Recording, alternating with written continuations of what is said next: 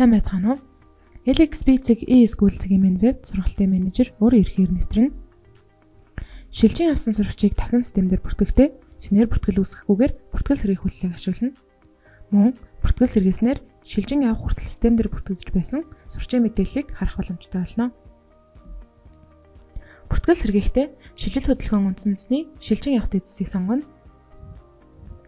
Бүртгэл сэргээх сурагчийн мэдээлэл дээр курсороо байрлуулан маус 2 буюу булганы баруун тавчийг дарахад харах болон бүртгэл сэргээх тавч гарч ирнэ.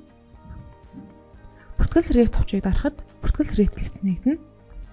Сурагчийн мэдээллийг шалгаад бүртгэл сэргээх тавчийг дарахад сурагчийн бүртгэл сэргээгдэнэ.